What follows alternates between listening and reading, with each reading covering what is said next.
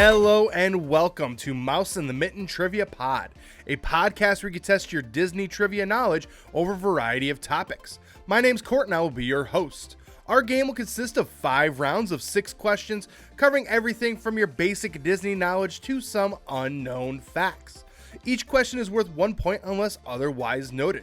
Make sure you follow us on Facebook, Instagram, and TikTok at Mouse in the Mitten. And hey, make sure you are subscribed to us on YouTube as well. That is also Mouse in the Mitten.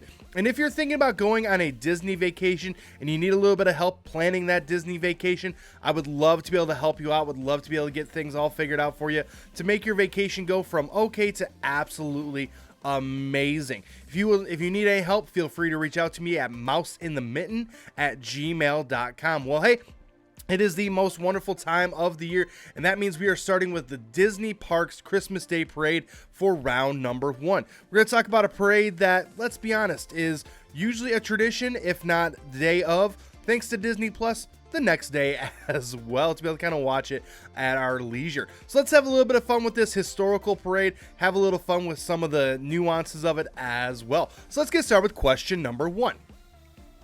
Within 2, what year was the first year of the Disney Parks Christmas Day Parade aired on TV? Question number 2. What network currently airs the parade? Question number 3. During the early 1990s, what station showed the parade live? Question number 4. Presented as part of the Wonderful World of Color and entitled Holiday Time at Disneyland, what year was the first time Disney aired their Christmas parade on TV? Question number 5. Who were the first 2 hosts of the Very Merry Christmas Parade? And question number 6.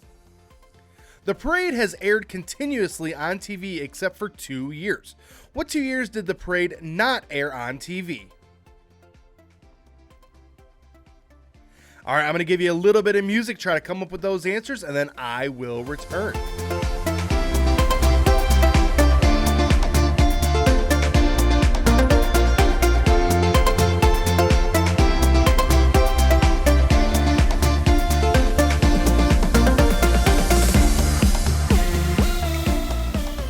All right, let's get you some answers here on the Disney Parks Christmas Day Parade. Starting out with question number 1. Within 2, what year was the first year of the Disney Parks Christmas Day Parade aired on TV? Well, that would be 1983. So in order to get the point there, what it had to say between 1981 and 1985. Now, as you probably heard in one of the later questions, yes, it did appear earlier on TV, but it was a little bit different. That was the first time it was on TV. We're talking about the one that has been showing almost continuously every year since 1983. So question number 2. What network currently airs the parade? Well, this one should be hopefully pretty easy. That's ABC. Obviously, Disney owns ABC. They've owned ABC for quite a long time now, and that's how Bob Iger got his foot in the door into ABC. So hopefully that one was a pretty straightforward one for you as well. Question number 3.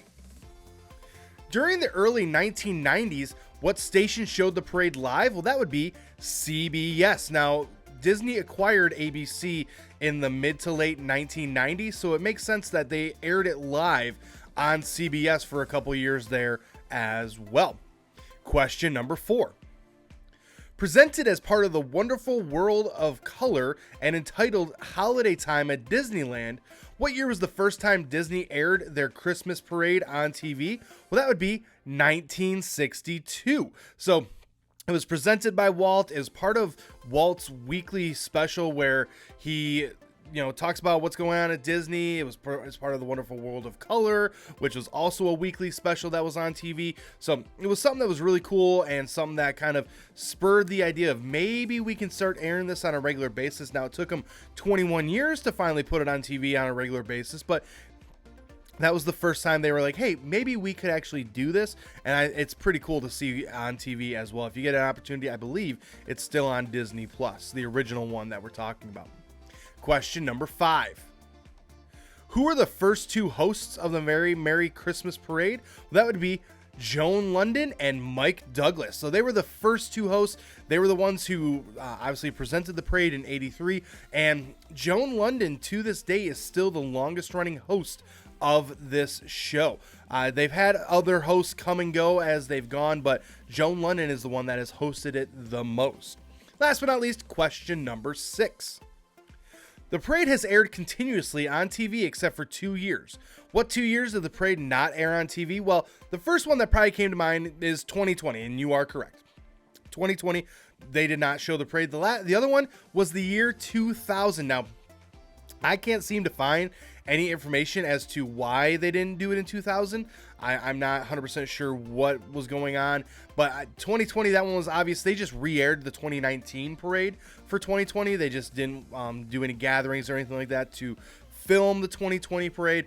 But yeah, 2000 and 2020, those were the 2 there. But again, a tradition. It's fun to watch. It's great to see the parade. And now that they're starting to kind of connect all the other parks, makes it a lot of fun as well. Continuing on now into round number 2. Round number 2 is our Fast Facts round. This round is filled with simple questions that have simple answers. Today's category is Disney Park Parades. We're going to continue on with that theme. So for this round, what's going to happen is I'm going to name a parade. You just have to tell me what park can you watch that parade in. So we're going to talk about we're talking about the parades that you would see normally. There are a couple of Christmas parades right now, but we're going to talk about the regular main parades that you can see inside the Disney parks. So let's get started with question number 1. Festival of Fantasy. Question number 2. Magic Happens. Question number 3. Harmony of Color. Question number 4. Flight of Fantasy. Question number 5. Stars on Parade. And question number 6. Storybook Express. One of, I think, the highlights of going to a Disney park is definitely the parades, whether it's a small little impromptu where they're just bringing the princesses somewhere, or it's an actual full-on parade. It's definitely a highlight and definitely a lot of fun to be able to see the parades as well. So let's get started with question number 1. Festival of Fantasy. Well, that is, of course, Disney World. Now, all these tips and tricks on how you can watch it multiple times, it's a lot of fun. Get a chance, check it out. It's one of my favorite parades. Always makes you smile. The nostalgia, the characters, so much fun. Question number 2. Magic Happens. Well, that one is out in Disneyland. That is the OG park. That is one of the original parades as well. But definitely that one that's out there right now is Magic Happens. Question number 3. Harmony of Color. That one is in Tokyo. Now, Tokyo has a really cool parade, how they do it, a little bit different than ours. Obviously, the characters are going to be a little bit different as well, but just the way that they have that set up is really, really cool. Question number 4. Flight of Fantasy. Well, that is in Hong Kong. Now, again, we're talking about one of the bigger parks as well, so be really cool to see this one. I would love to see this one. Question number 5. Stars on Parade. Well, that would be Paris. You can find that one out in Paris. Again, this one looks really, really cool. I just love the name Stars on Parade, so I just feel like that'd be a really cool parade to check out. Last but not least, question number 6. Storybook Express. Well, that one is in Shanghai. So again, another really, really cool one. They come up with the most creative names. I love it. But again, we can all agree that one of the best parts of going to Disney is definitely the parades. If you have an opportunity to watch them, I highly recommend watching those. But again, check them out in person before you try finding them on YouTube. They're just way cooler in person as well. Continuing on now into round number 3. Round number 3 is our Connecting the Circles. For this round, I'm going to ask you 5 questions that may or may not be Disney related, but the answers do relate somehow through Disney. And that's going to be your 6th question is, what is the connection between those answers? So all these questions may or may not be Disney related, but the last question is, what's the connection? And they do have a Disney connection. So let's get started with question number 1. What brother-sister combo has been part of multiple Disney shows after getting their start on Dancing with the Stars? Question number 2. What former member of LMNT, known for their song in the Lizzie McGuire movie Open Your Eyes to Love, is best known for his role as Will Schuester? Question number 3. What singer has lent his voice to the soundtrack for Happily Ever After and has won a season of Dancing with the Stars? Question number 4. What former child doctor has won many awards but is best known for his catchphrase character on How I Met Your Mother and his hosting of the Tonys? Question number 5. What Canadian played his college football at Florida during the late 1990s and was drafted in the 4th round of the 2001 NFL Draft by the New York Giants? And question number 6 is, what is the connection? I'm going to give you a few seconds worth of music, try to make that connection, and then I will be back.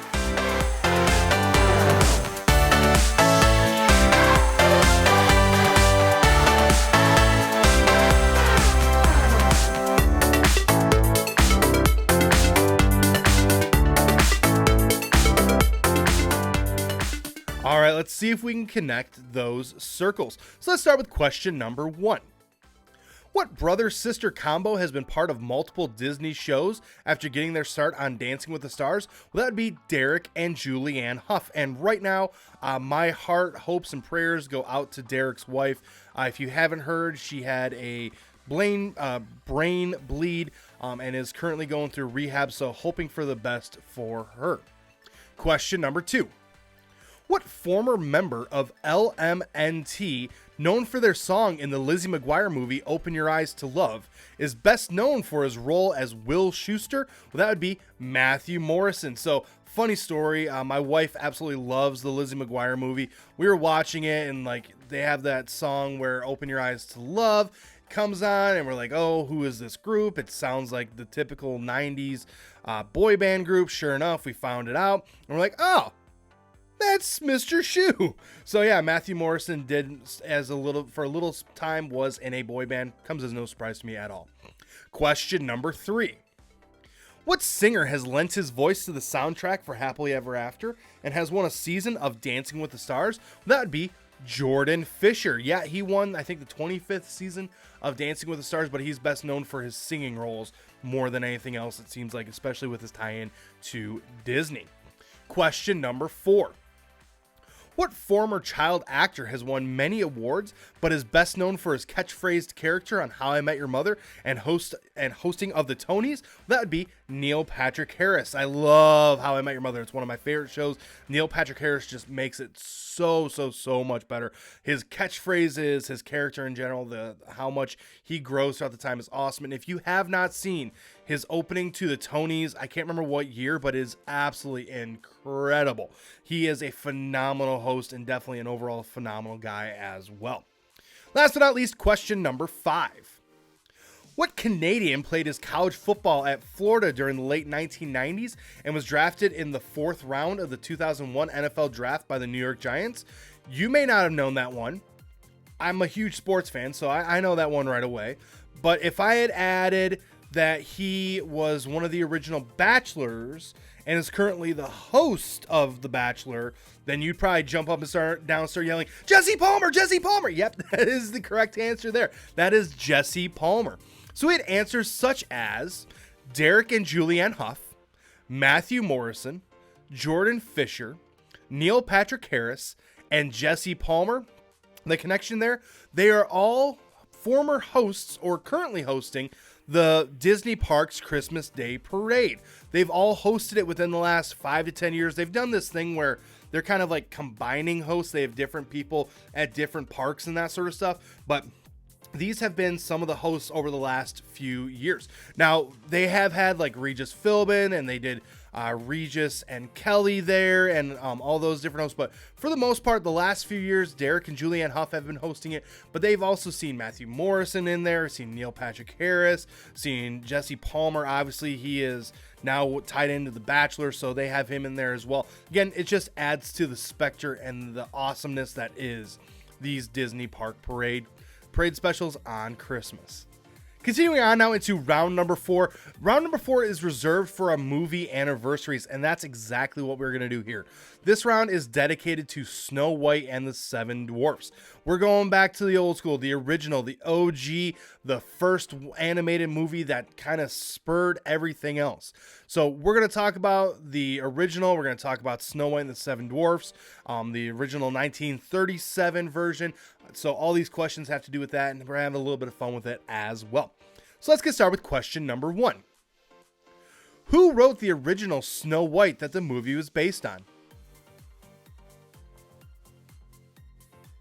Question number 2. Within 2, what year was Snow White and the Seven Dwarfs released for home video?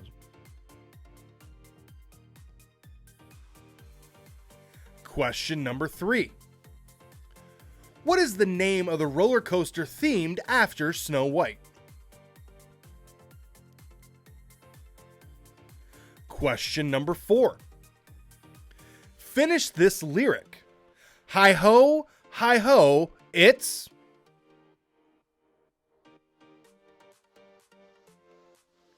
Question number 5. Whose shoulders does Dopey stand on during his dance with Snow White? And question number 6. Walt received a special Academy Award for producing Snow White. What was unique about the award? All right, I'm going to give you a few seconds worth of music, try to come up with those answers, and then I will return.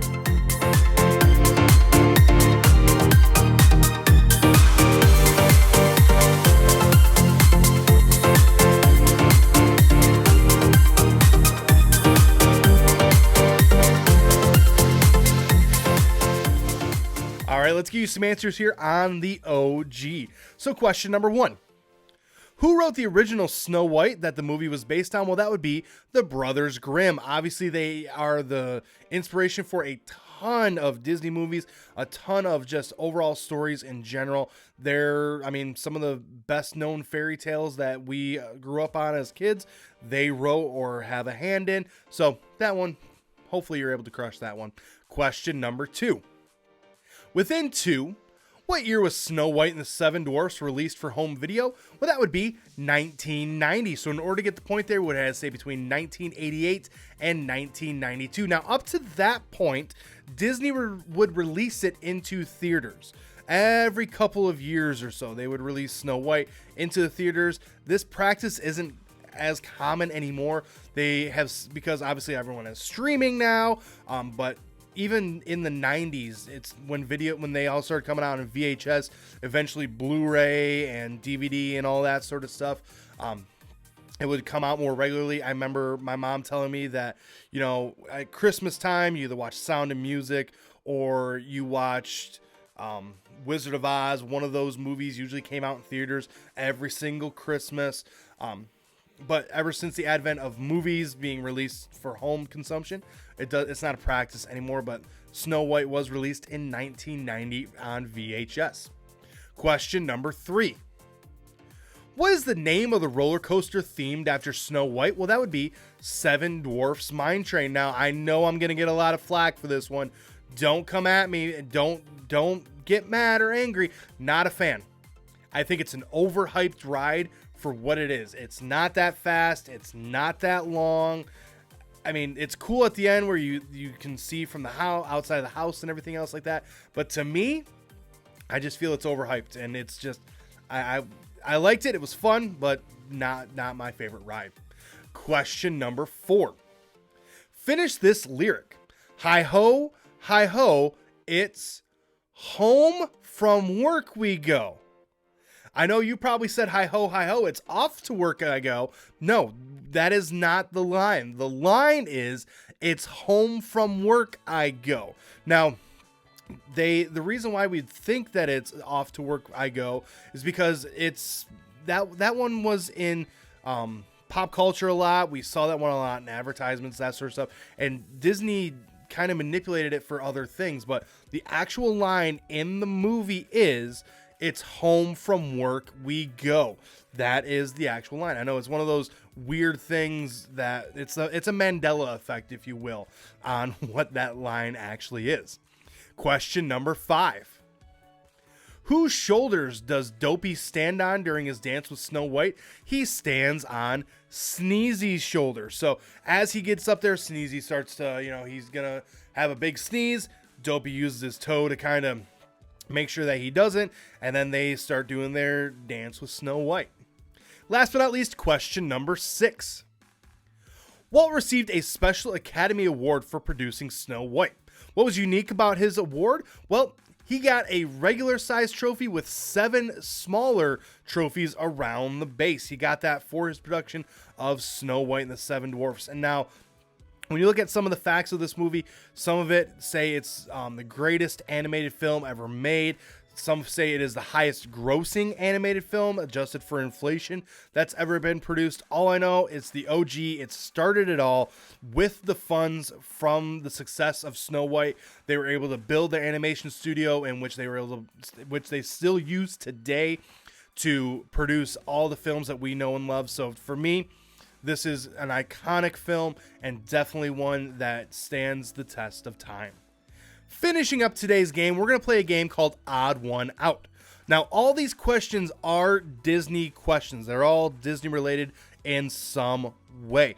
But one of them does not belong. You just have to tell me which one does not belong. Now, I will tell you why it doesn't belong, but you just have to let me know what one does not belong. What one is the odd one out? So let's get started with question number 1. What movie is considered the first in the MCU and was directed by Jon Favreau? Question number 2. Name the movie based on the 1966 Texas Western basketball team that became the first to start 5 African American players. Question number 3. What is the only Pixar movie with live action actors? Question number 4.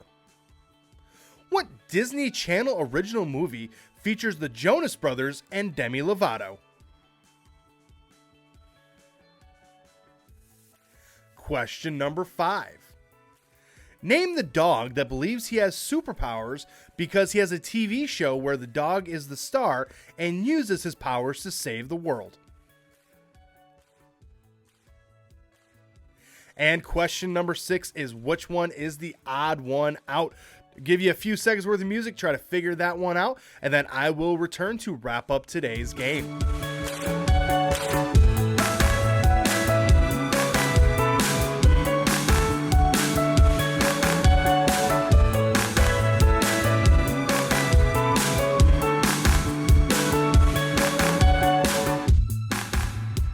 All right, let's wrap up today's game, have a little bit of fun with Odd One Out. So starting with question number 1.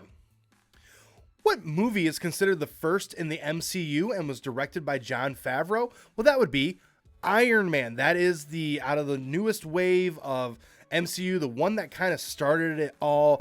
That would be Iron Man. That was directed by Jon Favreau. Obviously, we see him in that movie. We see him in the second movie as well, but definitely the kickoff to all the success in MCU is definitely credited back to this movie. Question number 2. Name the movie based on the 1966 Texas Western basketball team that became the first to start 5 African American players. Well, that would be Glory Road. That is a great story. They ended up only playing African American players, but they made headlines because in 1966 they became the first college basketball team to start 5 African American players, and they ended up winning a national championship as a very talented squad with a lot of future Hall of Famers on it. Question number 3.